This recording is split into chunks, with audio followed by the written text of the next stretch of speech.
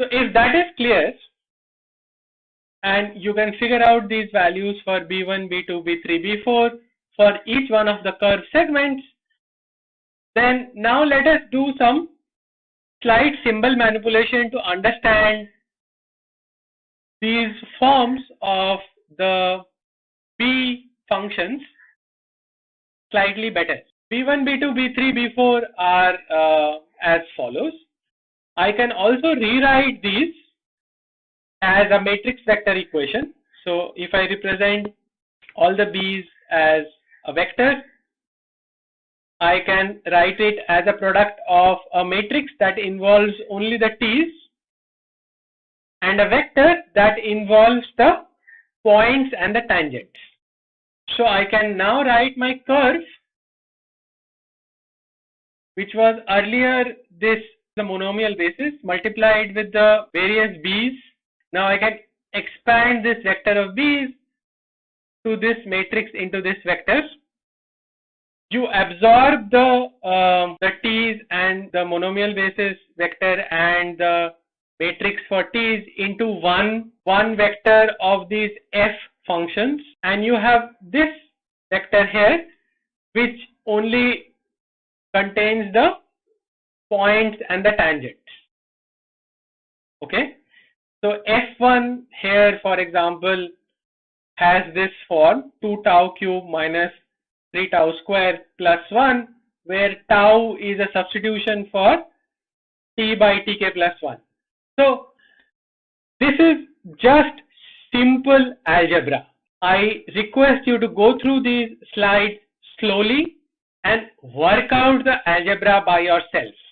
If you are patient with it and you work this out once, you will understand it, but please work it out once by yourself. So what do I mean by work it out? Verify that F1 indeed has the form that is shown here.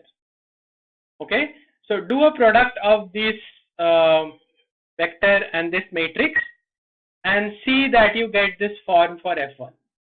Similarly for F2, for F3 and F4.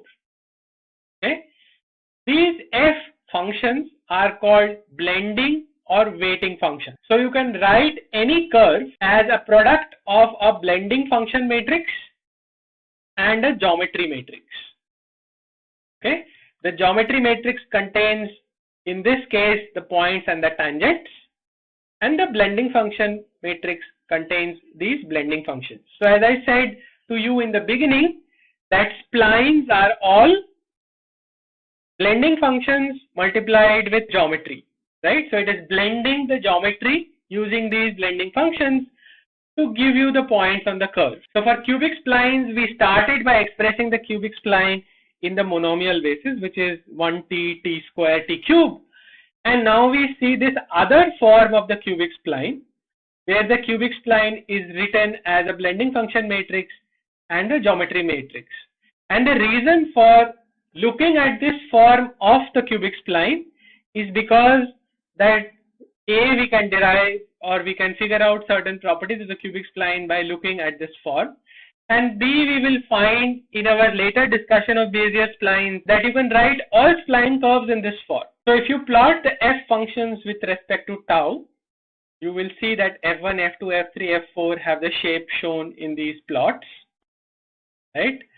And you can see that when tau is equal to 0, all the blending functions other than F1 are 0.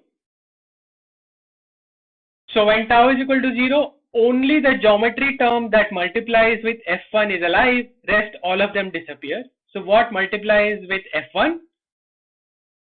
Well, the first point multiplies with F1. So when tau is equal to 0, then the only geometry term that influences the curve is the first point, and therefore the cubic spline passes through the first point.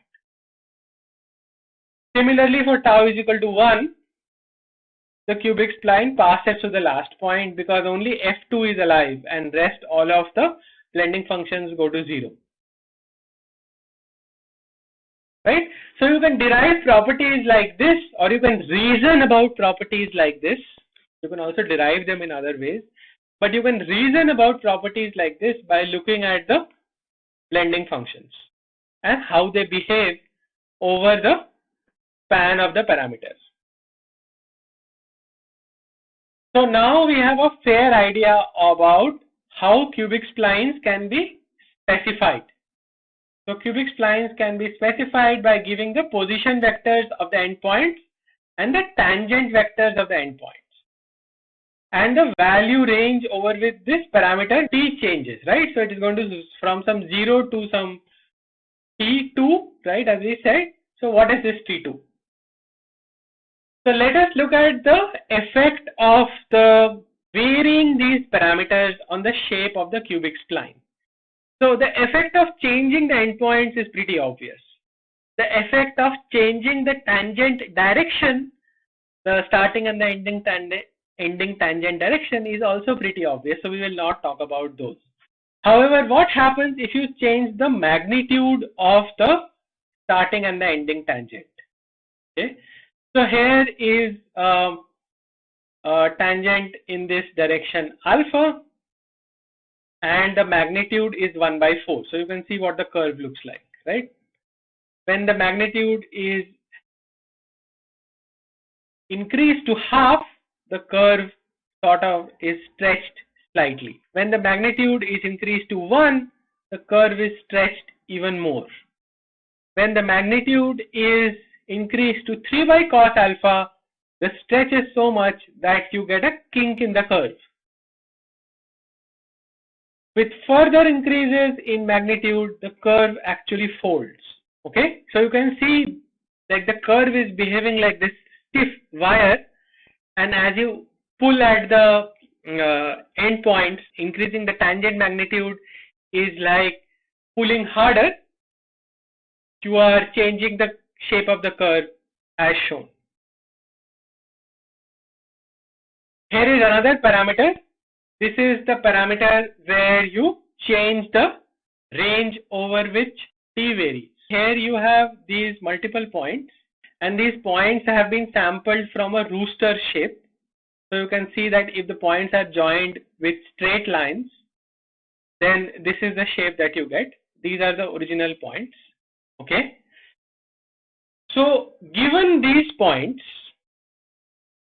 in A or in 1, we want to join every pair of points with a cubic spline, and we want to enforce C2 continuity in between. So if we are doing piecewise cubic spline interpolation, then how does the t value vary? And if we choose different kinds of t value ranges, then what happens to the shape of the cubic spline that gets generated? So if I choose normalized parameterization, so I set all the tk is equal to 1, then I get the curves in C. You have created the spline curves, and then you have incremented t by say some fixed amount. So t, you have taken 10 points between 0 and 1. So you went from t is equal to 0, 0.1, 0.2, 0.3, 0.4 up to 1 for every span of the curve, right? Every segment of the curve, and that has generated these points that you see in C. Okay. In D, we have done another kind of parameterization that is called chord length parameterization. So in chord length parameterization, t varies from some 0 to the length of the chord. What is the length of the chord? Length of the chord is the straight line segment that joins two data points. Okay, so if it's a longer span like this, okay, or like that, right, then LC is larger. And if it is a smaller span, like say the beak of the rooster, then LC is small. So T varies over different ranges now.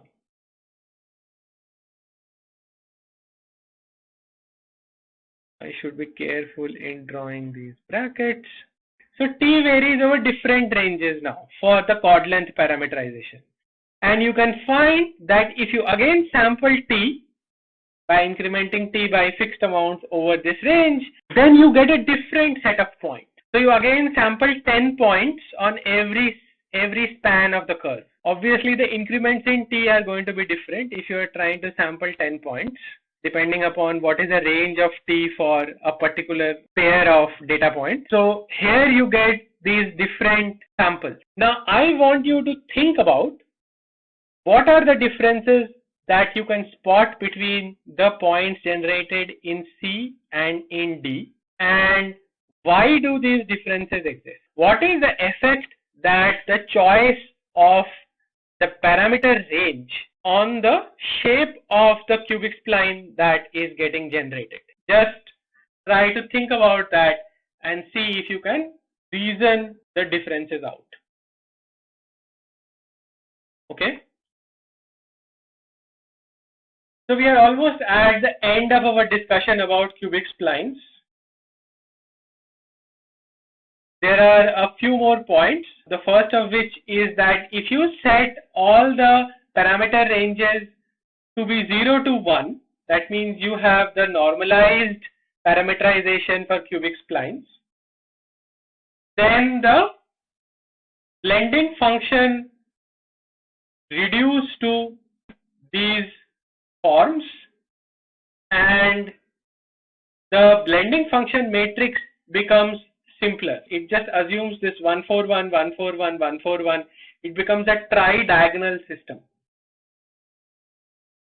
And these splines are called normalized cubic splines or Hermite splines. So if you are drawing cubic splines and you have chosen that t always varies from 0 to 1, the splines that you will end up generating are called Hermite splines. The second point that I want to make is that depending upon the end conditions that you impose on the cubic splines can have various types. So when I give you the starting and the ending tangent values, they are known, then they are called clamped cubic splines. Okay. If I also set a condition on the starting and the ending double derivative, I say that both of these are equal to 0, then I say that these are relaxed or natural cubic splines. So say a car starts to move from rest and a car accelerates and then a car comes back to rest. Okay. So both the starting and the ending double derivatives are equal to 0, right? In which case the double derivatives do represent accelerations. So such cubic splines are called relaxed or natural cubic splines. If the derivative at the first point is equal to the derivative at the last point, and the same for the double derivative, then they are cyclic cubic splines. Okay. So if you want to create a shape like this, you better have a cyclic cubic spline to get a smooth join at the point of joining. Whereas if you have a shape like a tennis racket, so for example you are making a tennis racket, then the tangent here and the tangent there may actually be equal in magnitude but opposite in direction. So then the cubic spline is anticyclic. So depending upon these various end conditions, you have various names for these examples of cubic splines. So with this, we finish our discussion of cubic splines. We will follow this up with a discussion on Bezier splines. Thank you.